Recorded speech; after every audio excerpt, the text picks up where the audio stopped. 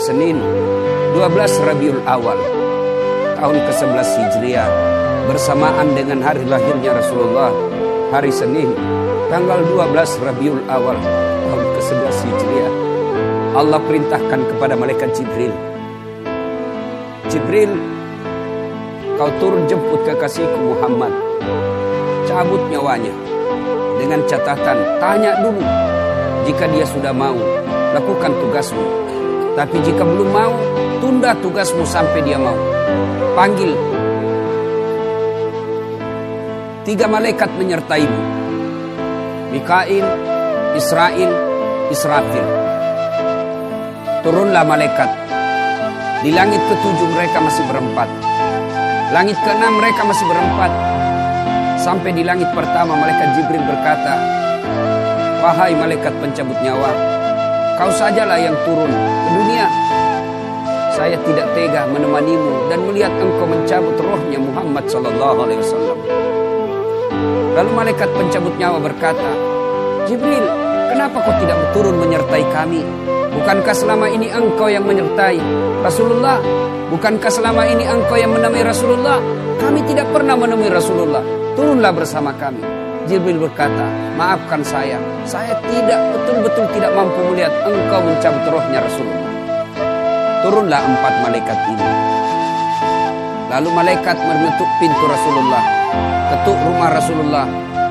Assalamualaikum warahmatullahi wabarakatuh ya Rasulullah. Nabi dalam rumah menjawabnya, waalaikumsalam warahmatullahi wabarakatuh. Fatimah membuka pintu, ternyata tidak ada orang di depan pintu. Rasulullah lalu bersabda, sudah ada di samping saya. Malaikat pencabut nyawa berkata, ya Muhammad, hari ini aku diperintah Allah untuk mencabut rohmu. Menurutmu bagaimana? Kira-kira kalau Bapak ditanya seperti apa jawaban Bapak?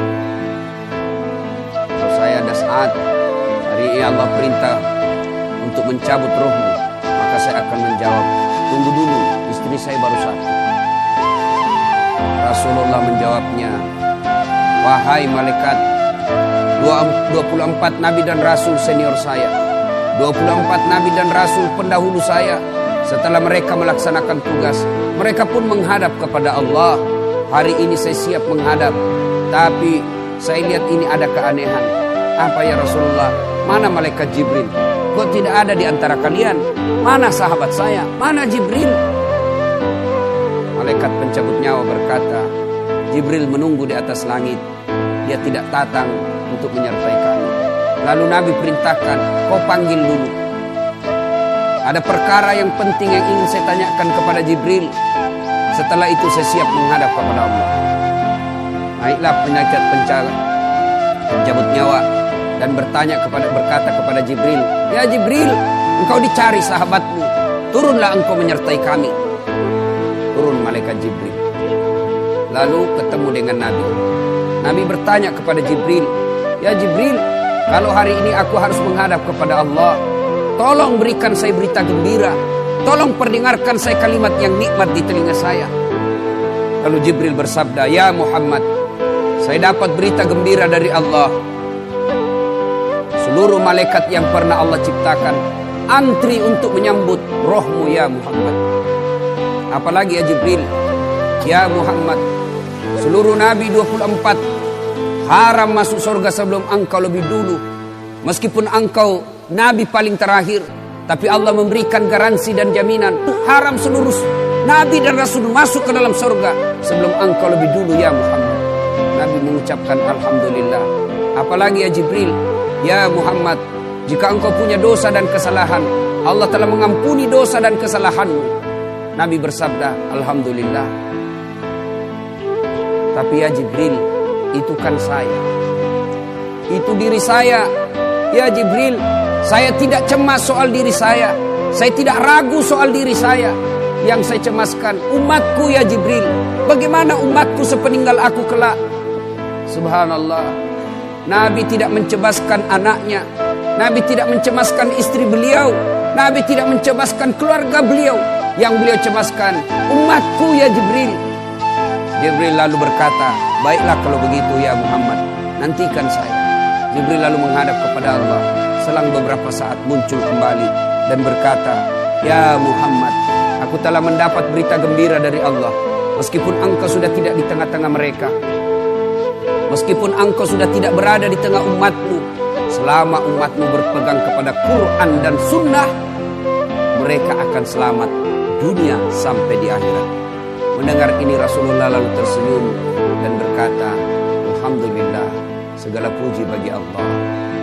Malaikat pencabut nyawa, silahkan laksanakan tugasmu."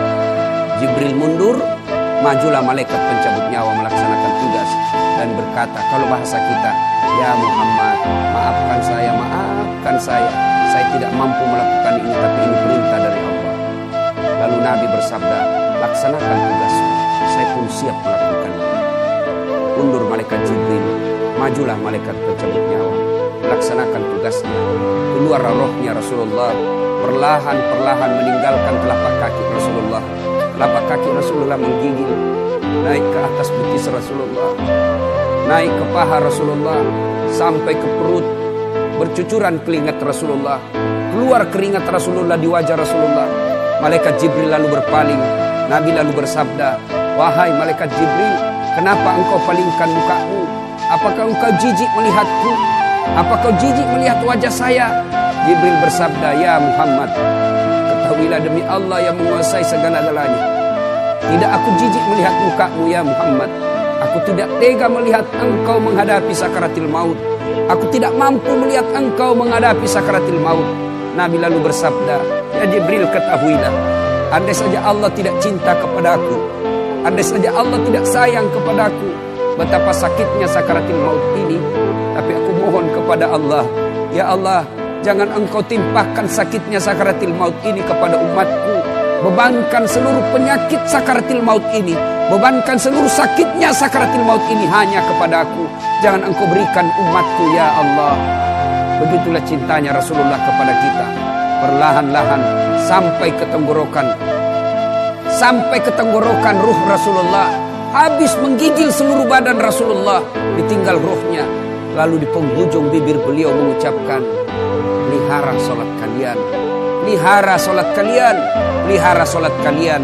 Yang kedua Rasulullah berpesan, pelihara wanita di antara kalian, pelihara anak-anak gadis kalian, pelihara istri-istri kalian. Dan yang terakhir beliau ucapkan, tidak satupun keluarga yang diucapkan.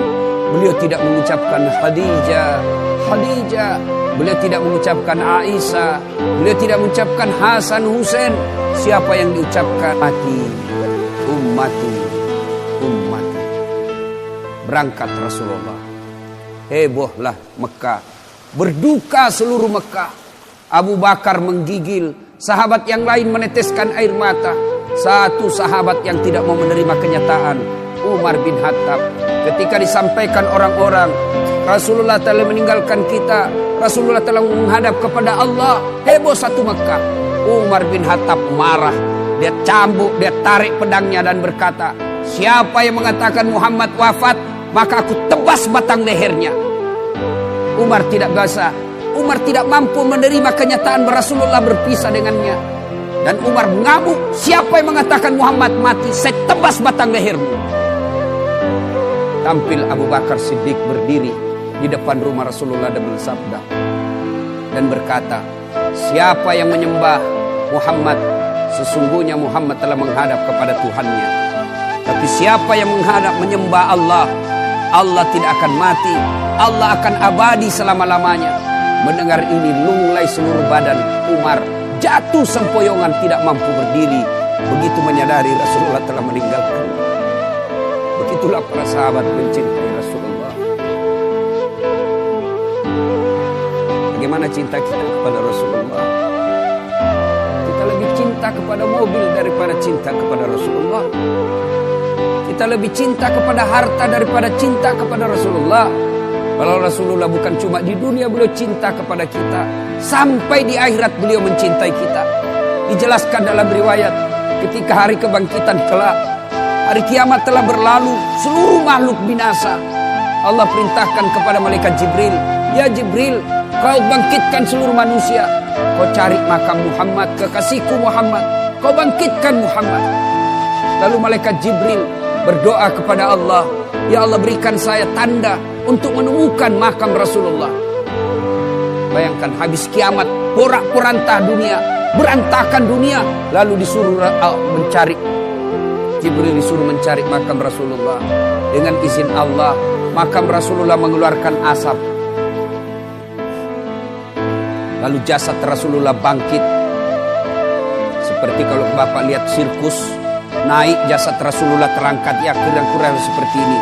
Naik badan Rasulullah, lalu Rasulullah badannya demi Allah diriwayatkan tidak rusak, tidak dimakan ulat, tidak dihancurkan tanah, seperti badan Rasulullah ketika hidup.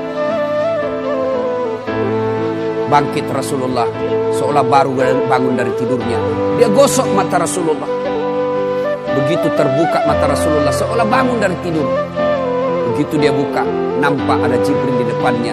Lalu Rasulullah berkata kepada Jibril, "Ya Jibril, hari apa ini?" Jibril menjawab, "Ya Muhammad, inilah hari kebangkitan seperti yang Allah janjikan kepada kalian." Kira-kira saat itu siapa yang dicari Rasulullah?